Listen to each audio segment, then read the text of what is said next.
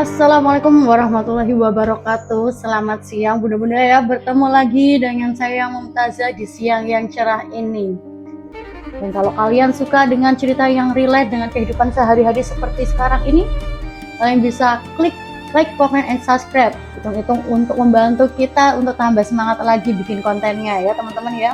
Dan langsung aja kita simak ceritanya sekarang. CEO cantik terdiam melihat sopir pribadinya makan nasi kotak sisa miliknya. Alasannya bikin nangis. CEO cantik itu terdiam saat melihat sopir pribadinya yang selama ini ia remehkan sedang memakan lahap nasi kotak sisa miliknya di bawah pohon. Ia tak pernah menyangka di balik seragam kusam itu tersimpan rahasia besar yang justru akan menyelamatkan kerajaannya dari kehancuran total. Mampukah logika sederhana seorang sopir mengalahkan kelicikan investor kelas kakap yang hampir menghancurkan hidup sang CEO? Jakarta belum benar-benar terjaga, namun bagi Alina, hari sudah dimulai sejak pukul 5 pagi. Di lantai 30 departemen mewahnya yang menghadap langsung ke jantung Sudirman, dia berdiri menatap hamparan lampu kota yang mulai memucat tertelan fajar pagi.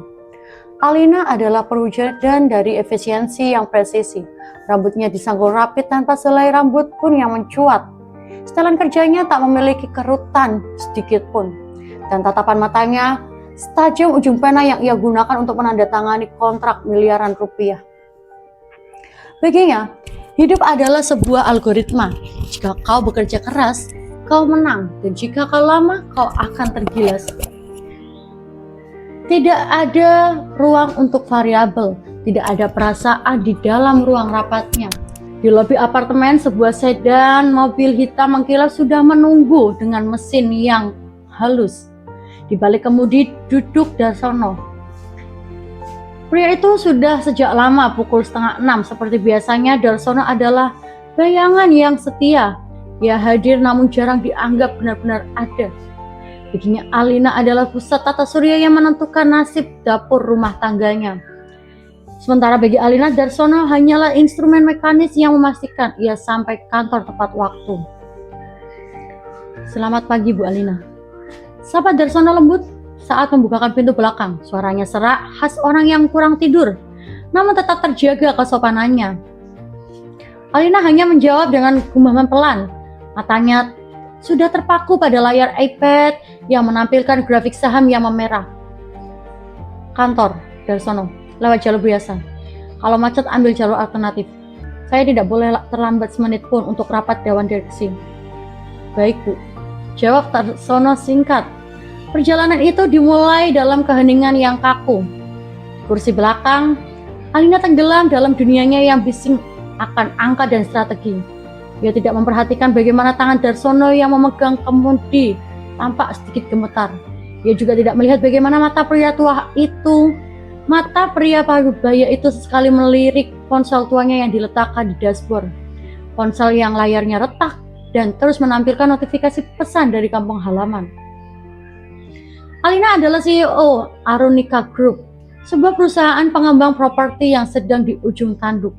Tekanan dari para pemegang saham membuatnya tidak memiliki waktu untuk sekedar bertanya, apa kabar? Pada supirnya, di matanya setiap orang punya peran, dan peran Darsono adalah mengemudi dalam diam. Namun pagi itu ada yang berbeda. Darsono tampak tidak sefokus biasanya. Beberapa kali ia mengerem sedikit mendadak saat motor memotong jalur, membuat tubuh Alina terhuyung ke depan. Darsono fokus. Tegur Alina tanpa mengalihkan pandangannya dari layar iPad-nya. Suaranya dingin seperti es yang menyentuh kulit. Kalau kamu terlalu lelah untuk mengemudi, saya bisa cari orang lain yang lebih sigap. Kata-kata itu menghantam Darsono seperti palu. Dia segera memperbaiki posisi duduknya. Punggungnya tegak lurus dan jemarinya mencengkeram kemudi lebih erat hingga buku-buku jemarinya memutih. Mohon maaf Bu, saya akan lebih hati-hati. Darsono menelan ludah yang terasa pahit. Di balik saku kemeja seragamnya tersimpan sebuah resep obat dan tagihan rumah sakit yang sudah menumpuk selama 3 bulan. Ibunya di kampung sedang berjuang melawan kegagalan ginjal. Dan setiap detik dalam hidup Darsono saat ini adalah tentang bagaimana ia bisa bertahan untuk tidak jatuh karena lapar dan kelelahan. Namun ia tahu, di depan wanita sehebat Alina, keluhan adalah tanda ketidakprofesionalismenya. Mobil meluncur, membelah kemacetan Jakarta dan mulai merayap. Di dalam kabin yang sejuk oleh AC, dua manusia ini berada di ruang yang sama namun terpisah oleh jurang sosial yang sangat dalam. Alina memikirkan bagaimana menyelamatkan aset perusahaan, sementara Darsono memikirkan bagaimana menyelamatkan satu nyawa di sebuah ranjang rumah sakit kabupaten yang reot. Sesampainya di lobi kantor yang megah, Darsono bergegas keluar untuk membukakan pintu. Saat Alina keluar dengan langkah kaki yang tegas, ia sempat melirik ke wajah sopirnya. Dan untuk pertama kali dalam sekian waktu yang lama, ia menyadari bahwa wajah Darsono tampak sangat pucat. Dengan lingkaran hitam di bawah matanya yang sangat kontras dengan kulit sawo matangnya. "Kamu sudah sarapan?" tanya Alina tiba-tiba. Pertanyaan itu keluar begitu saja, mungkin karena sisa sedikit rasa kemanusiaan di balik ambisinya. Darsono tertegun, ia memaksa sebuah senyum tipis yang tampak meyakinkan. "Sudah Bu, tadi sebelum berangkat." Alina mengangguk singkat, tidak benar-benar peduli apakah pria itu jujur atau tidak. Ia langsung masuk menuju pintu kaca otomatis yang dijaga oleh petugas keamanan berseragam lengkap. Ia masuk ke dalam menara kacanya, meninggalkan Darsono yang berdiri diam di samping mobil. Begitu Alina hilang dari pandangan, Darsono menghela nafas panjang. Ia memegangi perutnya yang melilit perih. Bohong jika ia sudah makan. Uang terakhir di dompetnya baru saja ia transfer lewat ATM subuh tadi untuk tambahan biaya cuci darah ibunya. Yang tersisa hanyalah harapan bahwa ia bisa bertahan sampai jam makan siang, di mana biasanya ada sisa makanan dari rapat-rapat besar kantor yang bisa ia minta dari petugas pantry. Di lantai atas, Alina memulai rapatnya dengan suara yang menggelegar. Sementara di bawah pohon di sudut parkiran, seorang pria sederhana bersiap menjalani hari dengan perut kosong dan doa yang tak putus-putus. Inilah awal dari persilangan nasib yang akan mengubah segalanya. Sesuatu yang tak pernah disangka oleh Alina, bahwa penyelamat perusahaannya bukan berasal dari ruang rapat yang ber-AC, melainkan dari balik kemudi yang selama ini ia abaikan. Sinar matahari pukul 1 siang menyengat aspal area parkir gedung Aronika Group dengan kejamnya. Udara Jakarta yang lembab dan polusi seolah tak berhenti bergerak, menciptakan fatamorgana yang panas di kejauhan. Di dalam ruang rapat utama yang sejuk, Alina baru saja menutup presentasi dengan ketegangan yang masih membekas di keningnya. Para investor mulai menekan, angka-angka mulai menggigit dan ia butuh ruang untuk bernafas sejenak sebelum agenda berikutnya. Alina baru saja melangkah menuju lift eksekutif ketika ia menyadari bahwa tas kecil berisi dokumen audit penting itu tertinggal di mobil. Ia ingat tadi sempat meletakkannya di kursi belakang saat terburu-buru keluar. Menolak bantuan asistennya, Alina memilih turun sendiri. Ia merasa perlu sedikit gerakan fisik untuk mengurangi kekacauan di kepalanya.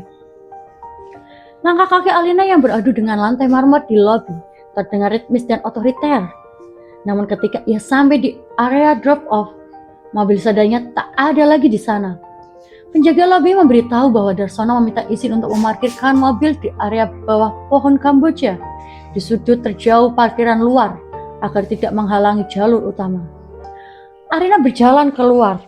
Angin panas segera menyapu wajahnya, kontras dengan kenyamanan ruang kantornya yang mewah. Ia menyipitkan mata, mencari keberadaan mobil hitamnya, dan di sana, di bawah bayang-bayang pohon Kamboja yang merangas, ia melihat pemandangan yang seketika menghentikan langkah. Darsono tidak beristirahat di dalam mobil yang ber-AC. Pria itu malah justru duduk bersila di atas rumput yang kering, bersandar pada pohon. Di pangkuannya terdapat sebuah kotak kertas putih, kotak nasi bekas rapat direksi tadi pagi, yang seharusnya sudah dibuang ke tempat sampah pantry. Alina terpaku. Dari jarak beberapa meter, ia bisa melihat dengan jelas bagaimana tangan Darsono yang kasar memungut butiran-butiran nasi yang tersisa di sudut kotak. Tak ada lauk yang mewah, hanya sisa sambal yang mengering dan potongan kecil sayur layu yang mungkin sudah tak tersentuh. yang mungkin tak tersentuh oleh para direksi tadi. Darsono memakannya dengan sangat hati-hati, seolah-olah setiap butir nasi itu adalah butiran mutiara yang berharga baginya. Ada sesuatu yang menusuk dari hati Alina. Sebagai seorang CEO yang terbiasa memesan catering premium dan sering membuang makanan karena terlalu asin atau tidak segar, pemandangan itu terasa seperti tamparan yang sunyi namun keras. Keheningan di bawah pohon itu terasa begitu berat, hanya dipecahkan oleh suara gesekan sendok plastik pada kertas kotak nasi. Alina berdehem pelan, mencoba mengembalikan kewibawaannya yang sempat goyah oleh rasa iba yang asing. Darsono tersentak hebat. Ia segera menutup kotak nasi itu dengan tergesa-gesa, seolah tertangkap basah melakukan kejahatan besar. Ia bangkit berdiri dengan gerakan yang kikuk, menyekam mulutnya dengan punggung tangan, dan berusaha menyembunyikan kotak itu di balik punggungnya. Bu Alina. Suara Darsono bergetar, wajahnya yang kini pucat, memerah karena malu. Mohon maaf, Bu. Saya hanya sedang... Alina tidak langsung menjawab. Matanya tertuju pada kotak nasi yang disembunyikan Darsono. Itu nasi kotak dari rapat tadi pagi, kan? Tanya Alina. Suaranya tak lagi sedingin biasanya. Ada nada getir yang terselip di sana. Darsono menunduk dalam-dalam. Iya, Bu. Tadi saya melihat petugas pantry hendak membuangnya. Sayang kalau dibuang. Masih layak makan. Kenapa kamu tidak membeli makan siang yang layak, Darsono? Saya sudah memberikan uang makan di luar gaji pokok, bukan? Alina melangkah maju satu tindak, mencoba mencari kejujuran di mata pria itu. Darsono terdiam sejenak. Dia tampak menimbang-nimbang apakah ia harus tetap menjaga harga dirinya atau mengatakan yang sebenarnya. Akhirnya dengan suara yang nyaris berbisik, ia menjawab, uang makan saya kumpulkan untuk membayar biaya ambulans ibu di kampung halaman. Saya tidak lapar, Bu, sungguh. Ini hanya supaya perut saya tidak kembung saat mengantar ibu nanti sore. Alina tertegun. Kalimat saya tidak lapar itu terdengar sangat berbohong di telinganya, terutama setelah ia melihat bagaimana lahapnya pria itu tadi. Namun ketulusan dalam suara Darsono, caranya berbicara tentang ibunya tanpa sedikit pun nada meminta belas kasihan, membuat Alina merasa sangat kecil. Di sana, di menara kacanya ia bertarung demi angka. Di bawah sini, di bawah pohon kamboja yang gersang, seorang pria bertarung demi nyawa ibunya yang sedang sekarat dengan sepiring sisa nasi. Keheningan kembali menyelimuti mereka. Angin sepoi-sepoi menjatuhkan sekuntum bunga kamboja tepat di depan kaki Alina. Untuk pertama kalinya Alina melihat Darsono bukan lagi sebagai bagian dari mesin mobilnya, melainkan sebagai seorang anak, seorang pejuang, dan seorang manusia. Ambil tas saya di kursi belakang, kata Alina akhirnya. Suaranya kini melunak. Setelah itu ikut saya. Jangan makan sisa lagi. Kita cari tempat yang layak. Tapi Bu, tugas saya... Ini perintah CEO Darsono, potong Alina tegas. Namun kali ini ketegasannya tidak bertujuan untuk menindas. Hari itu, di bawah bayang-bayang pohon kamboja, sesuatu dalam diri Alina mulai retak. Kerak keangkuhan yang selama ini bertahun-tahun membungkus hatinya mulai rontok, memperlihatkan sisi kemanusiaan yang sudah lama ia lupakan. Bagi Darsono, ia tidak tahu bahwa kejujurannya saat memakan nasi itu baru saja menyelamatkannya, bukan hanya karena perutnya tapi juga masa depannya. Suasana di dalam kabin mobil yang mewah itu terasa lebih sesak daripada biasanya, meski pendingin udara telah dipasang di ada suhu terendah. Alina duduk di kursi belakang, tetapi kali ini ia tidak lagi menyentuh iPad-nya. Ia melipat tangannya di dada, matanya menatap tajam ke arah spion tengah, memburu sepasang mata Darsono yang terus menghindar. Setelah kejadian di bawah pohon kamboja tadi, Alina membatalkan janji makan siang dengan salah satu koleganya dan memerintahkan Darsono untuk berhenti di sebuah kedai sup hangat yang tenang di pinggiran kota. Ia tidak membawa Darsono ke restoran bintang 5. Ia tahu itu hanya akan membuat pria itu semakin merasa terhina. Ia membawanya ke tempat di mana mereka bisa bicara sebagai dua manusia.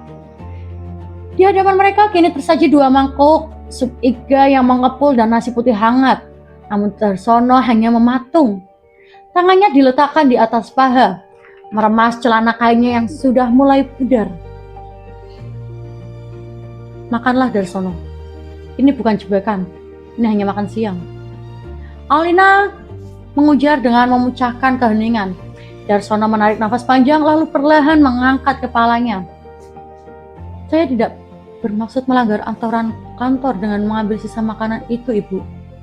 Saya hanya tidak ingin ada rezeki yang terbuang saat ibu saya di desa bahkan kesulitan menelan air.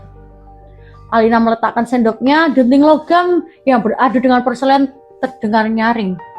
Jelaskan padaku, sejujurnya berapa gaji yang kamu kirim ke kampung setiap bulannya? Darsono terdiam sejenak, tenggorokannya naik turun. 90%, Bu. Terkadang lebih jika ibu saya masuk ke ruang gawat darurat. Mata Alina membelalak. Sebagai wanita yang mengelola perputaran uang miliaran, angka 90% adalah bunuh diri finansial. Lalu bagaimana kamu hidup di Jakarta? Bagaimana kamu bayar kos, makan dan bensin motormu sendiri? Saya tidur di mes kantor jika diizinkan, atau di dalam mobil jika tidak.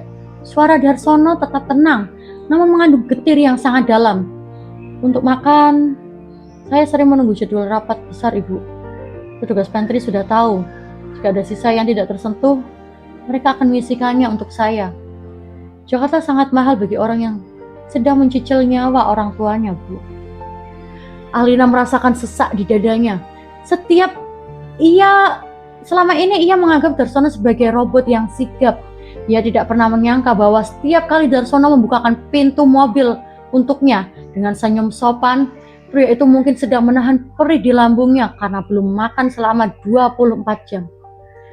Kenapa kamu tidak pernah mengeluh? Kenapa tidak minta kasbon atau kenaikan tunjangan? Tanya Alina. Suaranya sedikit meninggi karena rasa bersalah yang menjelma menjadi frustasi.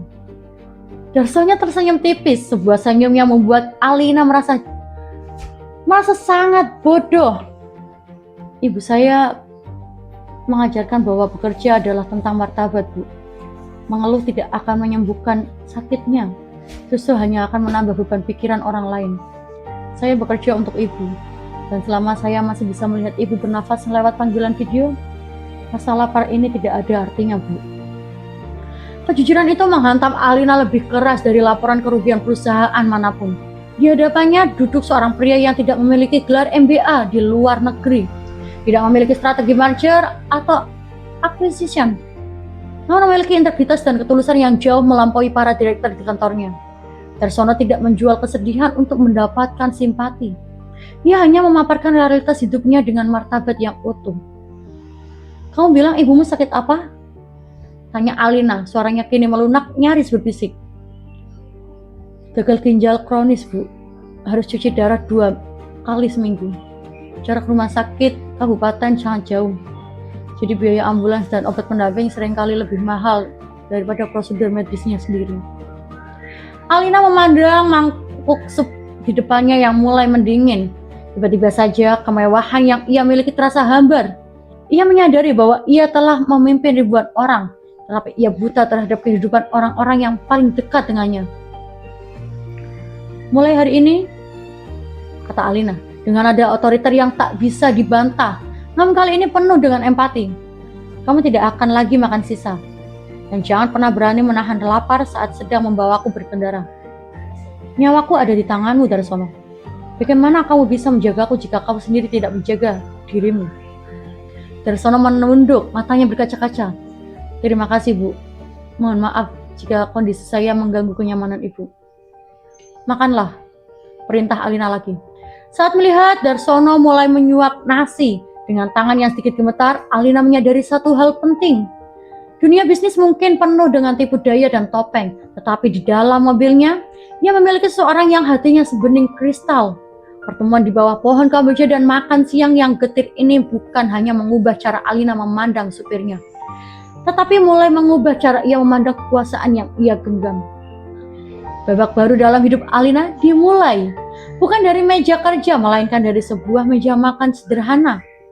Mendengar kisah seorang supir yang mengajarkannya tentang arti kebenaran dari pengorbanan. Kantor pusat Arunika Group biasanya merupakan tempat di mana Alina merasa paling berkuasa. Namun minggu ini, atmosfer di lantai eksekutif terasa seperti ruang operasi yang mencekam. Krisis likuiditas bukan lagi sekedar angka merah di laporan keuangan. Itu adalah monster yang mulai menggerogoti fondasi perusahaan. Di tengah badai tersebut, sebuah cahaya muncul dalam bentuk surat minat resmi dari Global Synergy, sebuah konsorsium investasi raksasa yang dipimpin oleh pria flamboyan namun disegani, Pak Baskoro. Pagi itu, ruang rapat utama dipenuhi oleh aroma kopi mahal dan aroma ambisi yang tajam. Alina duduk di kepala meja. Sementara di hadapannya, Pak Baskoro membentangkan proposal kerjasama yang ia sebut sebagai kesepakatan abad ini. Alina, saya tidak suka berbelit-belit. Kami menawarkan suntikan dana segar yang lebih dari cukup untuk menutupi semua utang vendor Anda dan mendanai proyek ekspansi di Kalimantan. Tanpa bunga yang mencekik karena hanya ingin kemitraan strategis, ujar Baskoro. Alina membolak-balikan halaman demi halaman. Angka yang ditawarkan memang sangat fantastis, terlalu fantastis untuk menjadi nyata di tengah iklim ekonomi yang sedang lesu. Para direksi di samping Alina tampak tidak bisa menyembunyikan binar di mata mereka. Bagi mereka, Baskoro adalah malaikat penyelamat yang turun dari langit untuk menarik mereka ke atas dari jurang kebangkrutan. Klausulnya sangat longgar, Bu Alina, bisik Pak Hendra, Direktur Keuangan dengan nada mendesak. Mereka bahkan tidak meminta jaminan aset fisik yang berat. Ini adalah pelampung yang kita butuhkan. Jika kita tidak menandatanganinya minggu ini, kita harus mulai melakukan PHK massal. Alina masih terdiam. Logika bisnisnya mengatakan ini adalah solusi sempurna. Namun ada sesuatu yang mengganjal di sudut benaknya. Sebuah perasaan halus yang tak bisa dijelaskan oleh grafik manapun. Rapat berakhir dengan kesepakatan awal untuk memproses dokumen hukum dalam 3 hari ke depan. Saat Alina keluar dari ruang rapat, kepalanya berdenyut. Ia butuh udara segar. Dia segera memanggil Darsono untuk menjemputnya di lobi. Berniat mengunjungi lokasi proyek sejenak untuk menjernihkan pikirannya. Di dalam mobil, suasana terasa berbeda sejak makan siang tempo hari. Ada rasa hormat baru yang melampaui sekedar hubungan antara atasan dan bawahan.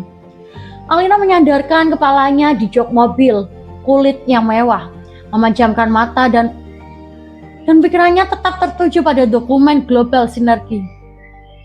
Darsono, iya Bu, apa kamu pernah merasa yang terlihat sangat bagus hampir terlalu sempurna justru membuatmu takut? Darsono melirik spion tengah sebentar sebelum kembali fokus pada jalanan. Di desa saya dulu, Bu, ada tengkulak yang datang membawa bibit gratis dan pupuk terbaik untuk petani. Mereka bilang mereka hanya ingin membantu desa agar makmur. Semua orang senang, semua orang memuja mereka seperti pahlawan. Alina membuka matanya melirik. Lalu apa yang terjadi? Saat panen tiba, ternyata ada surat yang sudah ditandatangani petani bahwa seluruh hasil panen harus dijual ke tengkulak itu dengan harga yang mereka tentukan sendiri, jauh di bawah harga pasar. Mereka tidak bisa membayar biaya administrasi yang tiba-tiba muncul. Kehilangan tanahnya, tanah yang sudah dimiliki keluarga sejak turun-temurun. Darsono menghela nafas, suaranya mengandung kebijaksanaan yang getir. Ayah saya selalu bilang, Bu, sesuatu yang diberikan terlalu mudah, biasanya bayarannya adalah sesuatu yang tidak sanggup kita berikan. Ikan tidak akan pernah melihat mata kancing jika umpannya tidak terlihat lezat. Alina terdiam 1000 bahasa, kalimat Darsono menghantamnya tepat di ulu hatinya. Ia teringat bagaimana Pak Baskoro begitu gencar menekankan bahwa proses audit tidak perlu dilakukan terlalu mendalam demi efisiensi waktu. Ia teringat betapa ramahnya pria itu, seolah mereka adalah kawan lama. Padahal dunia korporat adalah rimba yang penuh serigala berbulu domba. Terlalu mudah, bisik Alina pada dirinya sendiri. Maaf Bu, saya hanya orang kecil yang bicara soal tanah. Tidak Darsono, kamu baru saja mengatakan sesuatu yang tidak terpikirkan oleh 10 direktur berpangkat tinggi dari kantorku. Alina menatap keluar jendela. Melihat gedung-gedung pencakar langit yang tampak seperti deretan nisan kaca, tawaran global sinergi memang tampak seperti emas murni. Tapi berkat analogi sederhana dari sopirnya, Alina mulai mencium belerang di balik kemilaunya. Ia meraih ponselnya, membatalkan semua jadwal sore itu, dan menghubungi tim audit internalnya yang paling ia percayai. Cari tahu semua hal tentang masa lalu Baskoro. Jangan lewatkan satu koma pun dalam draft kontak itu. Perintahnya dengan suara dingin yang penuh tekad. Darsono terus mengemudi dengan tenang, tak menyadari bahwa nasihat sederhananya baru saja menyalakan alarm bahaya di kepala salah satu CEO yang paling berpengaruh di kota itu. Badai mungkin akan segera datang, tapi kali ini Alina tidak akan membiarkan kepalanya kram karena umpan yang begitu manis. Sore itu, Jakarta pamer kekuatan. Hujan rintik yang turun sejak pukul 4 menciptakan genangan di aspal yang panas, melepaskan aroma tanah bercampur asap knalpot yang menyesakkan. Jalanan berubah menjadi hamparan logam yang tak bergerak. Lampu rem mobil-mobil yang berderet di depan mereka tampak seperti mata merah yang menatap tajam dalam kabut polusi. Di dalam kabin, sedan hitam itu terasa seperti sunyi hingga tak ada suara detak jam tangan sekalipun terdengar jelas. Alina menyadarkan kepalanya pada jendela kaca dan mulai berembun. Di tangannya terselip sebuah draft kontrak tambahan dari Pak Baskoro yang baru saja dikirim melalui surel. Kalimat-kalimat hukum yang rumit itu menari-nari di kepalanya, menjanjikan keamanan finansial, namun entah mengapa hatinya justru terus-menerus menolak. Masih jauh Darsono? Tanya Alina. Sepertinya masih 1 jam lagi sampai rumah, Bu. Ada truk mogok di depan Semanggi. Jawab Darsono sambil tetap tenang mengamati pergerakan lambat di depannya. Alina menghela nafas panjang. Ia mematikan layar iPad-nya, terasa muak dengan grafik dan angka. Semua orang di kantor mendesakku Darsono. Mereka bilang aku terlalu paranoid. Mereka bilang kesempatan seperti ini tidak datang 2 kali. Jika aku menolak Baskoro, aku mungkin akan dianggap sebagai pemimpin yang gagal membawa perusahaan keluar dari krisis. Darsono terdiam sejenak. Ia tahu posisinya. Ia hanyalah seorang sopir yang tugasnya memastikan keselamatan penumpang di kursi belakang. Namun ia juga tahu bahwa di balik setelan kerja yang mahal itu, Alina hanyalah seorang manusia yang sedang memikul beban dunia di pundaknya. Ibu tahu tentang memancing di rawa. Darsono berkata pelan. Memancing. Alina menoleh, sedikit terkejut dengan pertanyaan yang tak terduga. Memancing. Aku tidak punya waktu untuk hobi seperti itu. Di kampung saya, ada teknik memancing ikan predator yang besar. Kami tidak menggunakan cacing kecil, tapi menggunakan ikan hidup yang lincah dan tampak sangat menarik sebagai umpan. Ikan itu dibiarkan menari-nari di permukaan air agar sang predator keluar dari persembunyiannya. Alina mulai mendengarkan, matanya kini fokus di punggung sopirnya. Ikan besar itu akan melihat umpan tersebut sebagai makanan termudah yang pernah ia temukan. Begitulah ia menyambar. Ia baru sadar bahwa di dalam perut ikan kecil itu terdapat kail baja yang tebal. Semakin ikan besar itu meronta untuk melepaskan diri, kail itu justru akan semakin dalam merobek dagingnya hingga ia tidak lagi bisa bernafas. Darsono berhenti sejenak membiarkan suaranya tenggelam dalam deru mesin mobil yang kini ia bawa. Tawanan Pak Baskoro itu, maaf jika saya lancang, Bu. Rasanya seperti ikan kecil yang menari-nari itu, terlalu lincah, terlalu menggiurkan. Orang sukses seperti Ibu biasanya sudah terbiasa dengan perjuangan keras. Jadi ketika sesuatu datang tanpa perjuangan, bukankah itu justru yang paling menakutkan? Alina terpaku. Logika sederhana Darsono membedah kerumitan kontrak miliaran rupiah itu dengan ketajaman yang luar biasa. Ia teringat bagaimana Pak Baskoro selalu tersenyum ramah, menekankan bahwa persahabatan lebih penting daripada dunia bisnis, dan bagaimana ia menawarkan bantuan tanpa meminta imbalan yang masuk akal di logikanya. Sesuatu yang terlalu mudah biasanya menyimpan resiko tersembunyi. Gumam Alina mengulang inti dari perkataan Darsono. Betul, Bu. Ikan besar yang hati-hati biasanya akan mengitari umpan itu berkali-kali. Ia akan menyenggolnya sedikit untuk melihat apakah ada benang yang terikat di sana. Jika ia merasa ada tarikan yang tidak alami, ia akan pergi. Meski perutnya lapar. Keheningan kembali menyelimuti mereka. Namun kali ini bukan keheningan yang menyesakkan. Alina merasa sebuah beban baru saja terangkat dari dadanya. Keraguan kini memiliki bentuk. Ia bukan sedang paranoid. Ia sedang menjalankan insting protektifnya sebagai seorang pemimpin. Terima kasih Darsono. Analogi rawa itu jauh lebih masuk akal daripada analisis resiko yang dibuat oleh konsultan hargaku yang mahal. Saya hanya bicara soal apa yang saya lihat di alam, Bu. Logika orang desa itu sederhana. Tidak ada makan siang yang benar-benar gratis, kecuali dari tangan seorang ibu. Mobil kembali bergerak, maju beberapa meter. Di tengah kemacetan yang melelahkan itu, Alina meraih kembali iPad-nya. Namun kali ini ia tidak lagi membaca draft kontrak itu dengan harapan, melainkan dengan kecurigaan yang tajam. Ia mulai menandai poin-poin yang sebelumnya ia anggap remeh. Perjalanan malam itu masih panjang dan kemacetan Jakarta belum berakhir. Namun di dalam mobil itu, Alina telah membuat keputusan besar. Ia tidak akan lagi membiarkan perusahaannya menjadi ikan besar yang mati karena rakus akan umpan yang manis. Ia akan menjadi predator yang bijak yang memilih untuk lapar sejenak demi menghindari kain yang mematikan. Dan semua itu bermula dari sebuah dialog sederhana di tengah kemacetan bersama seorang pria yang setiap harinya hanya memikirkan bagaimana cara agar ibunya terus bisa bernafas. Suatu pagi itu nih teman-teman, atmosfer di kantor pusat Arunika Group terasa sangat sibuk. Namun bagi Alina adalah sebuah kegelisahan yang merayap di balik keriuhan tersebut. Setelah percakapannya dengan Darsono di tengah kemacetan waktu itu, matanya seolah dipaksa terbuka lebih lebar. Ia tidak lagi melihat dunia dengan cara yang sama.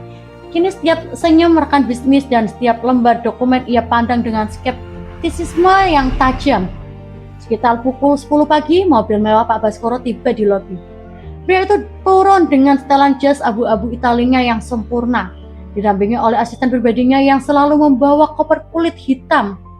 Alina melihat kedatangan mereka dari balik jendela kaca besar di ruangannya, di lantai atas. Namun, jauh di bawah sana di area parkir yang terik, Darsono sedang memperhatikan sesuatu yang terlewatkan oleh semua orang. Darsono baru saja selesai membersihkan kaca depan mobil Alina ketika ia melihat asisten Pak Baskoro. Seorang pria muda dengan tatapan mata yang gelisah memisahkan diri dari rombongan. Pria itu tidak langsung masuk ke dalam lift eksekutif. Ia justru melipir ke sudut lobi yang sepi di dekat deretan mesin ATM dan melakukan panggilan telepon dengan suara yang sangat rendah. Naluri Darsono yang terbiasa hidup waspada di jalanan mendadak menegang. Ia berpura-pura memeriksa ban mobil, namun telinganya merangkap panggilan kalimat yang ganjil. Ya, dia sudah masuk ke dalam. Alina masih ragu, tapi Baskoro yakin hari ini semua selesai. Tidak, jangan pakai jalur itu.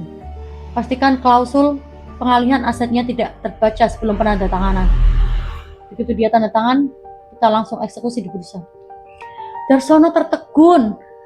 Ia memang tidak mengerti istilah bursa, klausul pengalihan aset, tetapi ia sangat mengerti nada suara orang yang sedang merencanakan sesuatu yang jahat. Itu adalah nada suara yang sama dengan para tengkulak di desanya saat mereka berbisik di belakang punggung para petani. Tanpa membuang waktu, Darsono segera menuju ke arah lift. Ia tahu ia tidak memiliki akses ke lantai eksekutif tanpa panggilan khusus, namun keberuntungan berpihak padanya. Ia berpapasan dengan sekretaris Alina, Maya, yang sedang membawa tumpukan dokumen audit tambahan.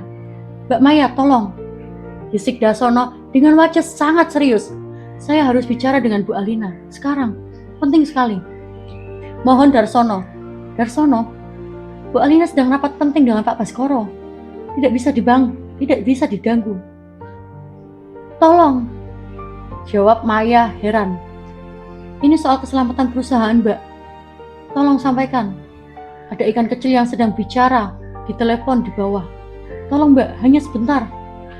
Maya yang tahu bahwa Alina belakang ini sangat menghargai Darsono akhirnya luluh melihat ketulusan di mata pria itu. Ia membawa Darsono naik melalui lift service. Di dalam ruang rapat yang tegang, Alina sedang memegang pulpen di atas kertas kontrak. Pak Baskoro tersenyum lebar.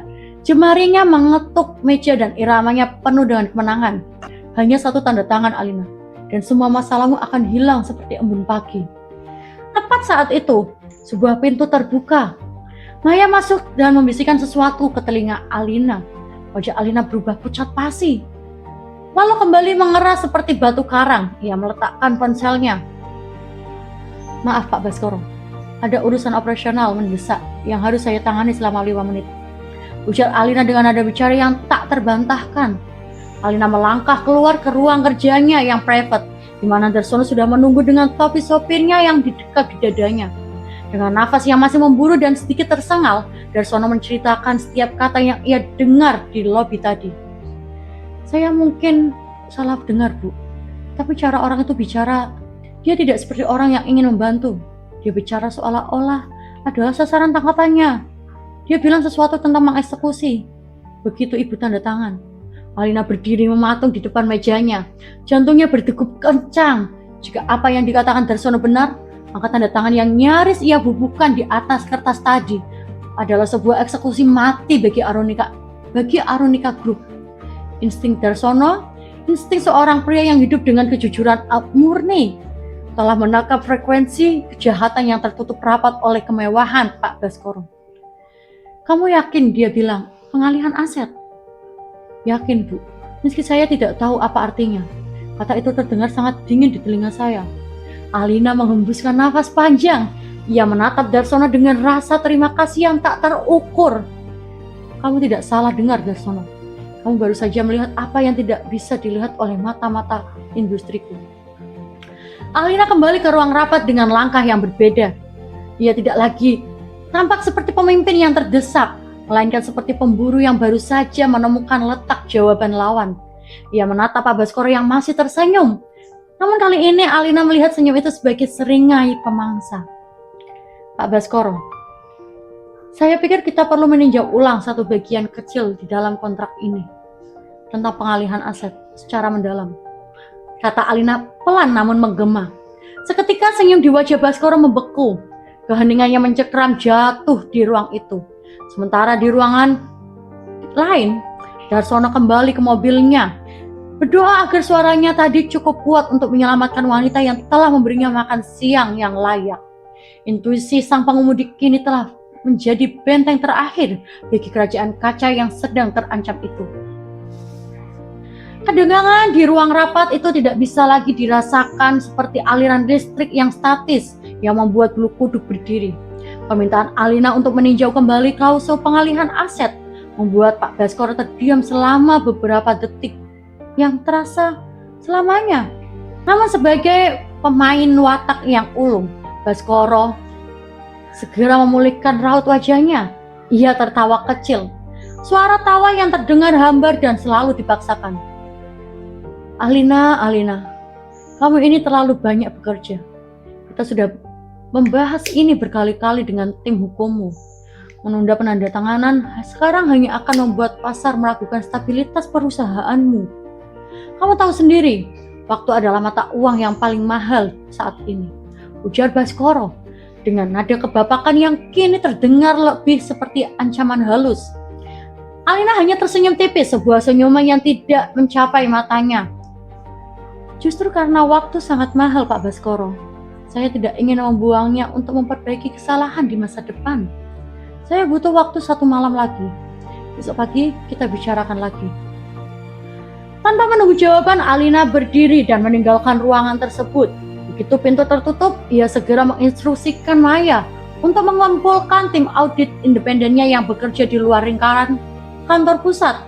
Orang-orang yang tidak memiliki koneksi apapun dengan para direksi yang sudah tampak terbeli oleh pesona Pak Baskoro.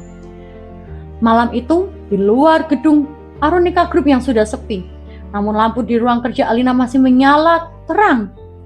Di luar, hujan turun dengan derasnya menyamarkan kebisingan kota. Alina tidak pulang. Ia memesan kopi hitam pekat dan mulai membongkar tumpukan dokumen legal yang tebalnya mencapai ratusan halaman. Di area parkir, sebuah tanah yang dingin dan lembab, Darsono juga tidak pulang. Ia duduk di kursi pengemudi, matanya menatap nanar ke arah lift eksekutif. Ia merasa gelisah. Informasi yang ia berikan tadi siang telah memicu badai. Dan ia tahu betul bahwa orang-orang seperti Baskoro tidak akan tinggal diam jika rencana mereka terusik. Dia memutuskan untuk tetap berjaga, merasa bahwa keselamatan Alina adalah tanggung jawab yang lebih besar dari sekedar kontrak kerjanya. Di atas sana, dalam kesunyian yang mencekam, Alina dan tim audit rahasianya mulai menemukan jejak-jejak yang sangat halus. Dokumen yang diserahkan oleh Global Synergy ternyata menggunakan struktur nested entities, perusahaan di dalam perusahaan yang sangat rumit. Ibu, lihat ini. Bisik salah satu auditor senior menunjukkan pada sebuah catatan kaki kecil di halaman 142 menggunakan ukuran huruf hampir tak terbaca. Ini bukan klausul pendanaan biasa. Ini adalah hidden leverage clause. Jika dalam 3 bulan likuiditas perusahaan tidak mencapai target yang nyaris mustahil, seluruh aset Bisik Anugrah Group termasuk lahan proyek di Kalimantan akan berpindah ke pemilikan secara otomatis kepada pihak ketiga tanpa melalui proses pengadilan, Bu. Darah Alina seorang berhenti mengalir. Pihak ketiga yang dimaksud terdaftar dalam sebuah firma hukum di Singapura. Setelah diselusuri lebih dalam melalui basis data internasional, firma tersebut ternyata dimiliki oleh mantan rekan bisnis mendiang ayahnya yang pernah didepak karena kasus penggelapan uang 30 tahun lalu. Ini bukan sekedar investasi, ini adalah balas dendam yang direncanakan dengan sangat rapi. Pak Baskoro hanyalah wajah yang ramah, namun di baliknya terdapat belati yang siap menghujam perusahaan yang dibangun ayahnya dengan darah dan air mata. Alina menyadarkan punggungnya ke kursi. Nafasnya terasa berat. Ia teringat kata-kata Darsono tentang umpan pancing. Benar saja. Umpan itu begitu lezat sehingga ia hampir saja menelan mata Kyle yang akan merobek seluruh hidupnya. Pukul 3 dini hari setelah Alina bergetar, ponsel Alina bergetar. Sebuah pesan singkat masuk dari nomor tak dikenal. Jangan bermain api, Alina. Tanda tangani kontraknya besok pagi, atau kita lihat seberapa cepat harga saham jatuh ke titik nol.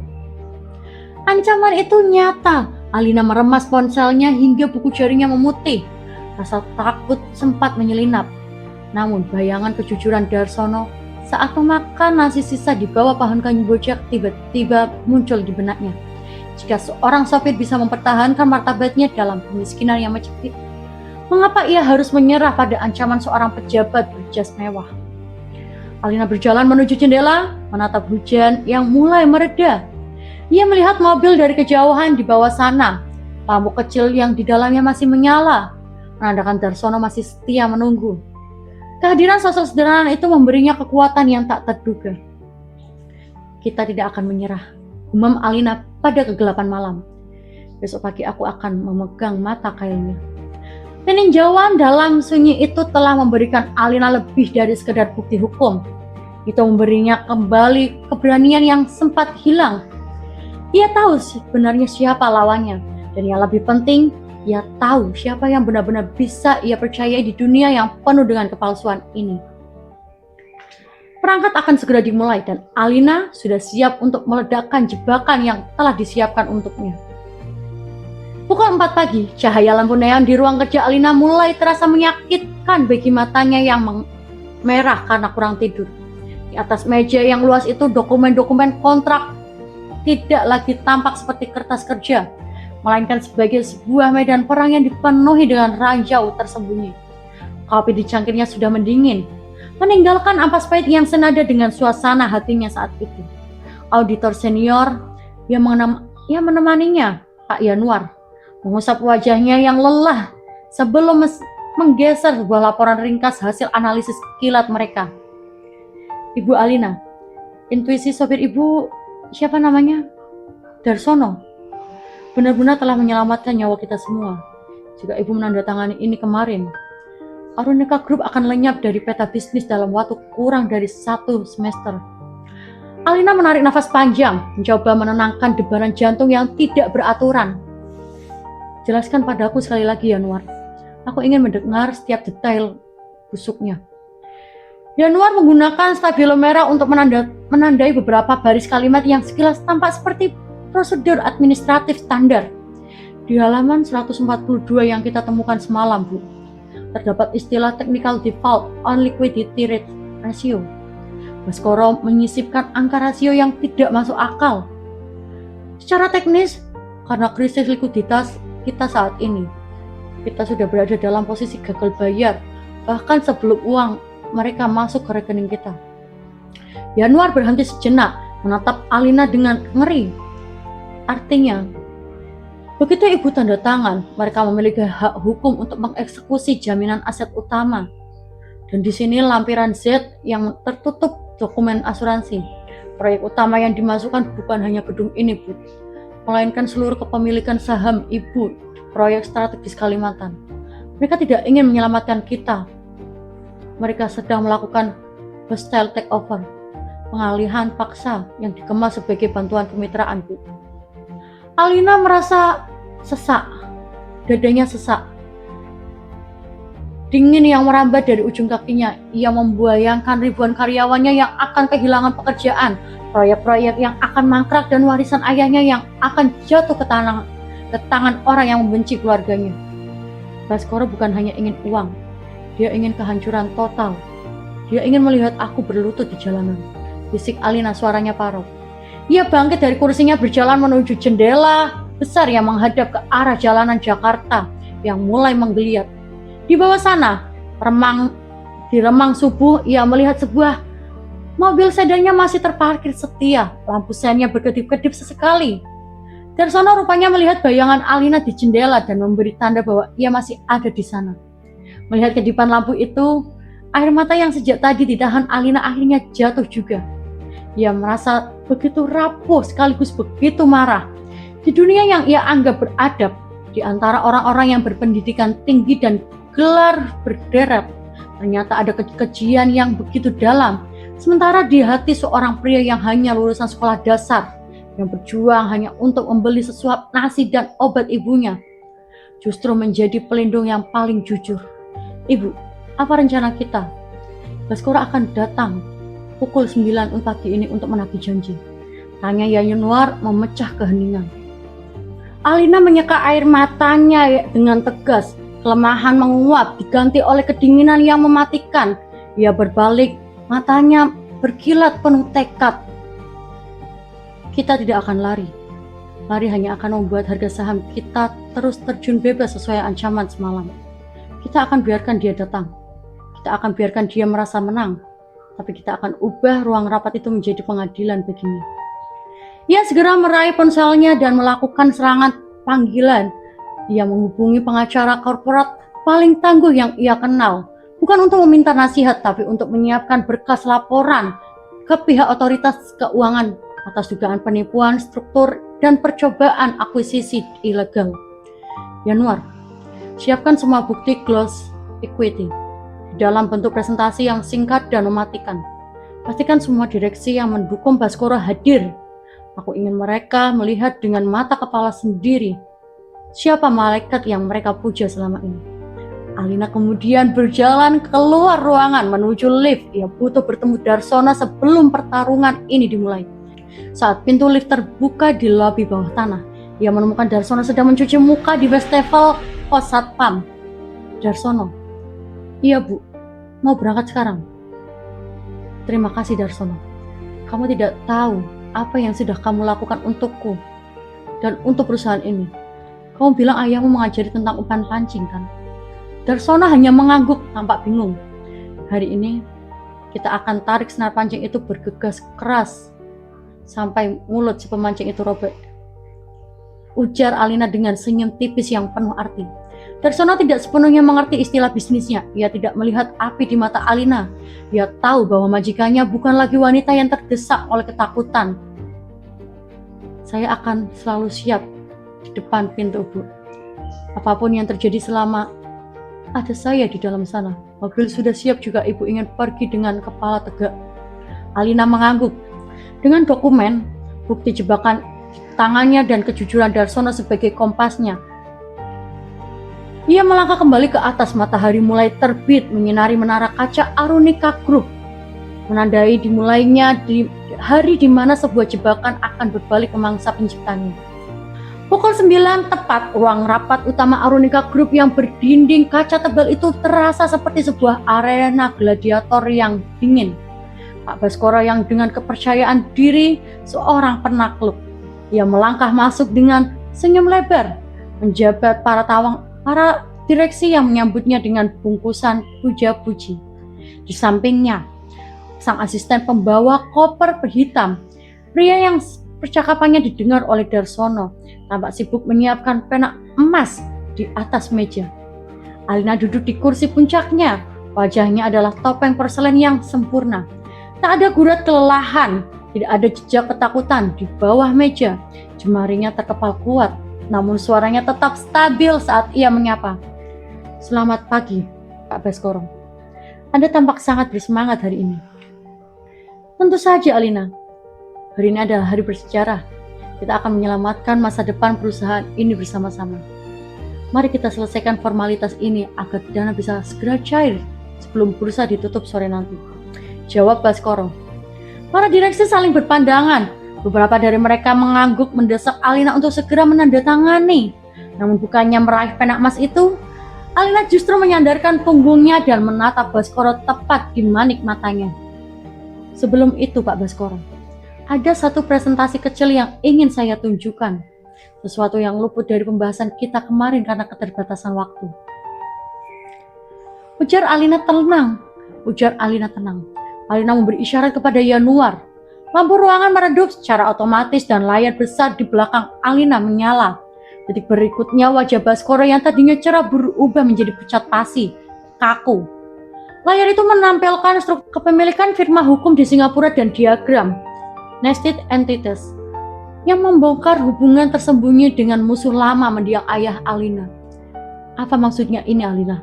Suara Baskoro meninggi, nada bicaranya berubah menjadi tajam. Jangan membuang waktu dengan teori konspirasi picik. Ini bukan teori, Pak Baskoro. Ini adalah bukti otentik. Anda menyisipkan klausul technical default yang dirancang untuk merampas aset strategis kami dalam waktu 3 bulan. Anda bukan datang sebagai penyelamat, melainkan sebagai pencuri yang memakai jas setelan mahal. Seketika ruang rapat itu gaduh. Pak Hendra, Direktur Keuangan, tampak pucat pasi. Saat melihat angka-angka rasio yang dimanipulasi pada layar, kebohongan yang tersusun rapi itu kini telanjang di depan mereka semua. Baskoro berdiri. Tangannya menggebrak meja jati itu. Kamu gila. Tanpa dana dariku perusahaanmu akan mati dalam hitungan hari. Aku akan pastikan semua kreditur menarik dukungan mereka sore ini juga. Alina tak bergeming. Ia berdiri perlahan memancarkan wibawa yang selama ini terpendam di balik keraguannya. Silakan dicoba. Karena saat Anda berteriak di sini, tim hukum saya sudah menyerahkan laporan percobaan penipuan dan memanipulasi pasar ke otoritas terkait. Dan asisten Anda.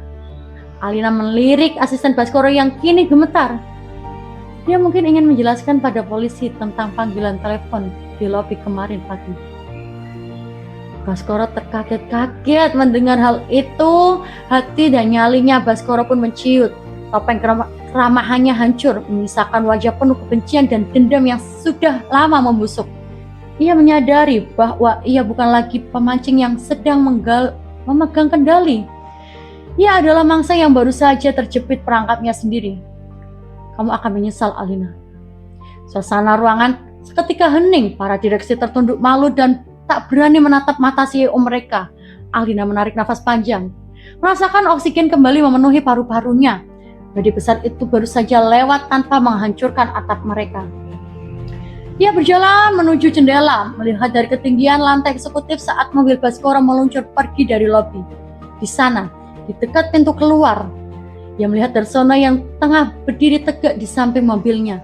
Pria sederhana itu mendongak seolah tahu bahwa Alina sedang melihatnya. Alina tersenyum untuk pertama kalinya di hari itu. Kemenangan ini bukan diraih melalui strategi bisnis yang rumit atau kelicikan korporat. Kemenangan ini adalah buah dari sebuah kejujuran yang ditemukan di bawah pohon kamboja. Dan sebuah logika sederhana tentang umpan pancing dari seorang pria yang dunianya hanya seluas setir mobil. Perusahaan itu selamat. Dan Alina tahu, dia berhutang segalanya pada kejujuran yang getir itu. Kemenangan di ruang rapat itu menyisakan keheningan yang ganjil di benak Alina. Meski namanya dieluk-elukan oleh staf kantor karena sebagai penyelamat perusahaan, hatinya justru merasa gelisah. Ia menyadari bahwa yang selama ini ia telah membangun benteng kesuksesan di atas ketidaktahuan terhadap orang-orang yang paling dekat dengannya. Sore itu, setelah badai birokrasi mulai mereda, Alina memanggil sekretaris pribadinya, Maya, carikan data lengkap tentang rumah sakit tempat Ibu Darsono dirawat. Sekarang, perintah Alina. Melainkan dengan nada yang agak dingin namun tegas. Beberapa jam kemudian sebuah berkas digital masuk. Ibu Darsono, Siti Aminah terbaring di sebuah rumah sakit daerah yang kekurangan fasilitas. Biaya cuci darahnya yang menunggak dan kondisinya yang memburuk karena keterbatasan alat. Tanpa buang waktu, Alina melakukan sesuatu yang tidak pernah terbayangkan oleh siapapun di Arunika Group. Yang menggunakan dana pribadinya, bukan dana perusahaan untuk melunasi seluruh tunggakan tersebut. Namun, Alina tidak berhenti di sana. Ia menghubungi sebuah rumah sakit swasta terkemuka di ibu kota, provinsi terdekat, dan mengatur pemindahan Siti Aminah ke unit perawat intensif terbaik. Ia menyewa tim medis khusus dan ambulan VIP untuk menjemput wanita tua itu di kala malam itu juga. Semua dilakukan tanpa sepatah kata pun kepada Darsono. Di sisi lain, Darsono sedang duduk di dalam mobil di area parkir, menatap layar ponselnya yang redup. Dia baru saja menerima kabar dari adiknya bahwa ibu mereka tiba-tiba dijemput oleh tim dokter berseragam lengkap. Adiknya menangis, bingung karena mereka bilang semua biaya sudah ditanggung oleh seorang di Jakarta. Darsono gemetar, pikirannya kalut antara rasa syukur dan ketakutan akan hutang budi yang tak mungkin ia bayar. Keesokan paginya, saat Alina masuk ke dalam mobil, suasana begitu berbeda, terasa sangat emosional. Darsono segera menghidupkan mesinnya, lalu memutarkan tubuhnya sambil melirik ke arah spion. Matanya merah karena tangis yang ia tahan sepanjang malam. Bu, apakah ibu yang melakukannya? Alina menatap pria itu dengan tatapan yang kini penuh kehangatan. Ibumu adalah orang yang membesarkan pria paling jujur yang pernah aku kenal, Darsono. Ini bukan amal. Ini adalah bentuk rasa terima kasihku karena kamu telah menyelamatkanku. Menyelamatkan sesuatu yang jauh lebih berharga daripada uang. Tapi Bu, ini terlalu banyak. Saya tidak tahu bagaimana cara membalasnya. Kamu sudah membalasnya, Darsono. Di saat semua orang di sekitarku mencoba menipuku demi keuntungan, kamu justru memberikanku kebenaran tentang harapan apapun itu. Sekarang fokuslah pada kesembuhan ibumu. Aku sudah memastikan dokter terbaik untuk menjaganya. Hari itu perjalanan menuju kantor terasa berbeda. Cahaya pagi yang masuk dalam kabin mobil terasa lebih cerah dari kejauhan. Sebuah bangsal rumah sakit yang bersih dan sejuk. Siti Aminah mulai mendapatkan perawatan yang lebih intensif, lebih layak. Cahaya harapan yang dikirim Alina ke kampung halaman kini memantul kembali, menerangi sisi-sisi gelap di hati Alina yang selama ini tertutup ambisi. Ia belajar bahwa kekuasaan yang sesungguhnya bukanlah tentang siapa yang bisa kita jatuhkan, melainkan siapa yang bisa kita transformasi sang pengemudi. 1 bulan telah berlalu sejak badai yang dipicu oleh Pak Baskoro mereda. Kehidupan di kantor pusat Arunika Group mulai kembali ke ritme normal. Namun ada satu perubahan yang disadari oleh setiap orang di sana. Cara Alina memandang karyawannya. Ruang kerja CEO yang dulunya eksklusif dan dingin, kini lebih sering terbuka. Namun perubahan yang paling mengejutkan pagi ini adalah di lantai 12, bagian departemen operasional.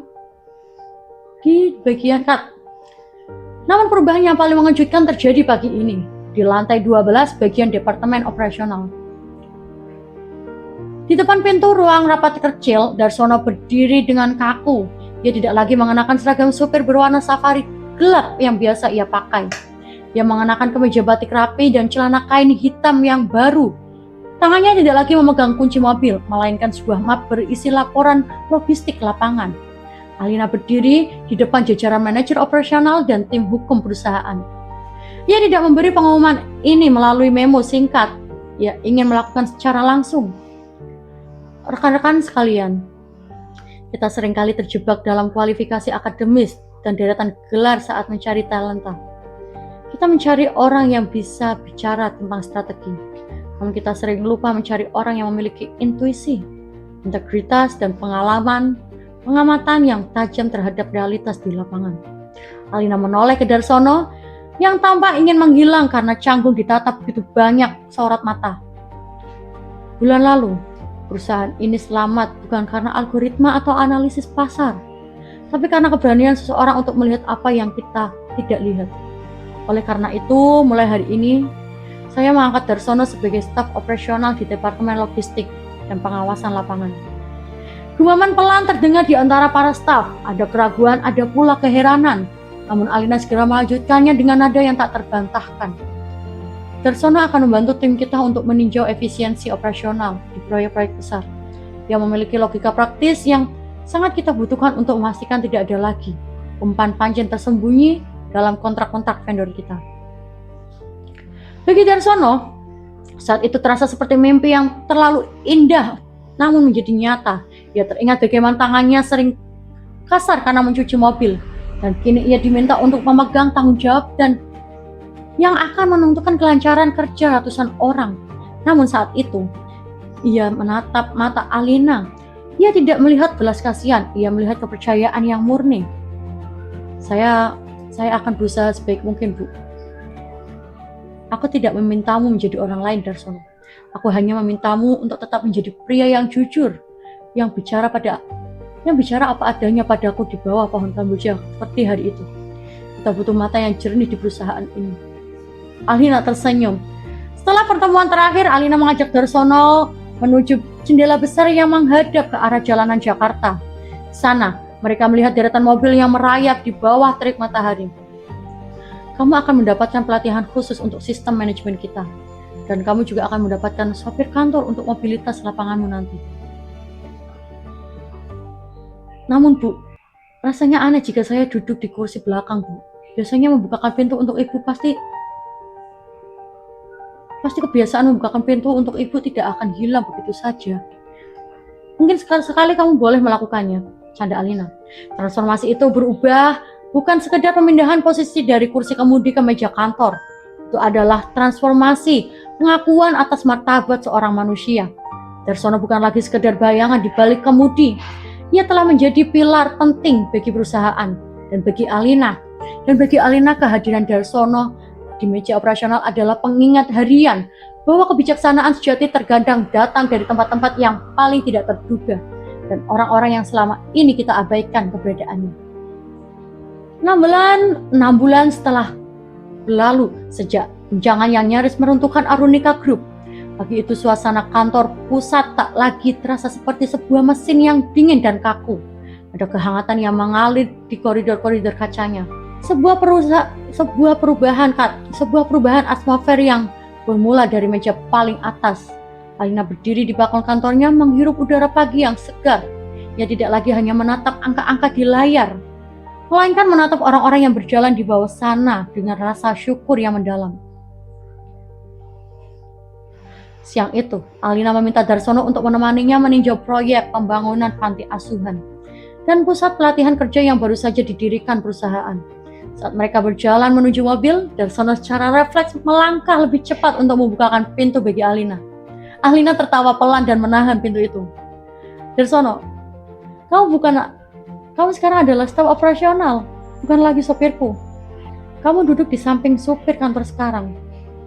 Duduklah di depan, Darsono. Kita adalah mitra sekarang, ujar Alina dengan tulus. Dalam perjalanan, mereka melewati pohon kamboja di sudut parkiran yang dulu menjadi saksi bisu kejujuran seorang anak manusia. Darsono, bagaimana kabar ibumu di desa? Alhamdulillah Bu, dia sudah bisa berjalan sedikit demi sedikit. Kemarin beliau menitipkan salam dan doa untuk ibu. Dia bilang ibu adalah malaikat yang didatangkan Tuhan untuk keluarga kami. Suara Darsono bergetar oleh rasa haru yang tak pernah padam. Justru ibumu yang mengirimkan malaikat padaku melalui dirimu Darsono. Jika bukan karena didikan kejujurannya padamu, mungkin hari ini aku tidak akan memiliki perusahaan ini lagi. Mereka sampai di lokasi proyek. Alina turun dan disambut oleh tawa anak-anak panti asuhan. Dia tidak lagi menjaga jarak yang angkuh. Ia berjongkok menyalami mereka, mendengarkan cerita mereka. Ia telah menemukan paradigma baru, bahwa pemimpin yang hebat bukan mereka yang duduk di puncak menara tinggi tanpa tersentuh, melainkan mereka yang berani turun ke tanah, merasakan debu yang sama, dan mendengarkan suara-suara yang selama ini terendam oleh kebisingan kesuksesan. Cerita tentang Alina dan Darsono menjadi narasi yang mengubah budaya kerja di Arunika Group. Integritas kini telah menjadi mata uang yang lebih berharga daripada sebuah koneksi politik. Alina menyadari bahwa guru terbaik adalah bukan datang dari seorang profesor di universitas ternama, melainkan dari seorang pria sederhana yang pernah memakan sisa nasi kotak dengan martabat yang utuh. Bagaimana cerita ini? Bisa kalian simpulkan dan bisa kalian tulis di kolom komentar ya teman-teman. Untuk kedepannya, untuk lebih berkembang lagi, kalian bisa like, comment, and subscribe ya, agar kita tambah semangat lagi untuk buat kontennya gitu teman-teman ya. Saya Mumtazah, mungkin sampai bertemu lagi di cerita-cerita berikutnya. Selamat siang dan selamat berjumpa kembali, bye-bye.